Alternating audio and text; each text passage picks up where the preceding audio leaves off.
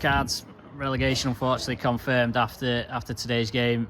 Not the outcome that you would have wanted when you came back to the club before Christmas. Definitely not. Certainly wasn't the intention, and certainly wasn't the plan. What we wanted to do. I knew it was going to be tough. The chairman explained that when I took over. He said, we're going to suffer a little bit this season, and boy have we.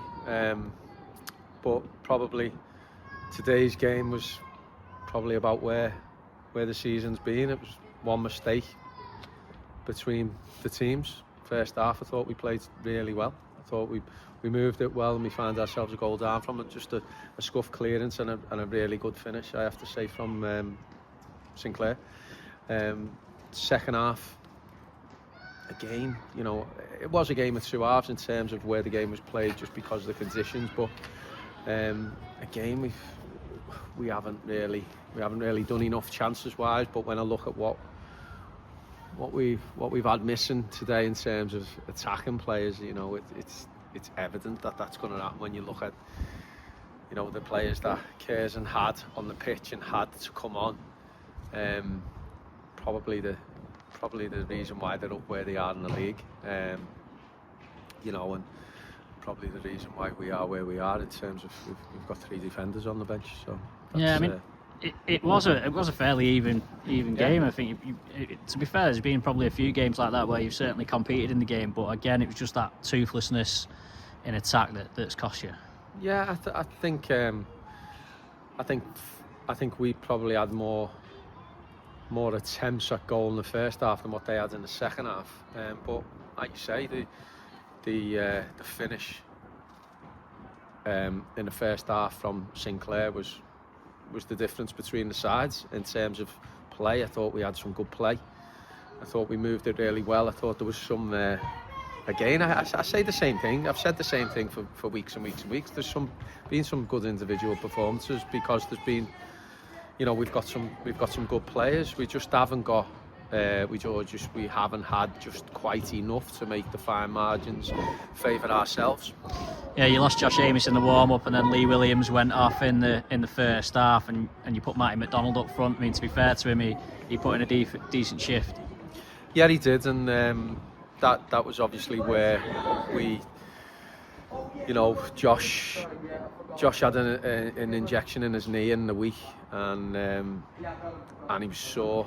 He had it on Wednesday, he was sore Thursday, he was touch and go for today. Felt a little bit better this morning, and then but in the warm-up he just couldn't move his knee properly, which has meant young Lee, he was always starting anyway, because I feel he's done really well in the last few games, but obviously he felt his hamstring early on and tried to, you can't carry on with a hamstring injury, and that made us play, with half the team was centre midfielders, but it's just what we had. It's just all we've got at the minute. With the injuries that we've got, I'm not bemoaning it. It's just a fact. So all we can do is patch them up for next week in the remaining games, and see what we can get from those games.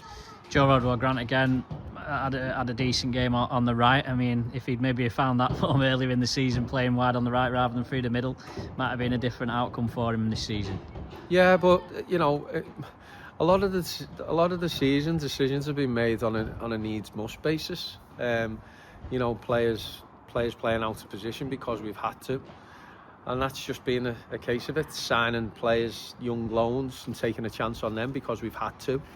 And obviously reliant and being dependent on our experienced players when we've had to. I think when you look at the squad, and I've said this to a couple of people, we haven't got that mid-20s age bracket that the likes of Curzon have, the likes of teams at the top of the league have, whereby your experienced lads are able to show that experience and not hold you together as much as ours do, and your younger lads can give you that energy and that hunger and a bit of freedom, whereas we missed that age bracket in the squad, and our older lads are trying to hold us together, haven't had the best of their careers previously, and our younger lads haven't really, there's not too many of the younger players played at this level, So they're trying to do everything they can when they haven't. So, you know, we have lacked that mid-20s age bracket, which is ultimately what holds you together, especially in such a tough division like this. And when you look at the players that Curzon have got today, you know, you've right through the team, they've got lads mid-20s, Bobby in goal, Posher, Timmy at the back, you know, both full-backs through the midfield, and then you know, Spencer's a good experienced leader of the line, but he's flanked by lads of that age and that experience at this level, which, like I say, it's a must in terms of your squad balance. Where do you go from here now after, you know, obviously the disappointment this season, obviously the criticism and etc. that you've had? I know it's been tough on you personally at times. Where do you go from here?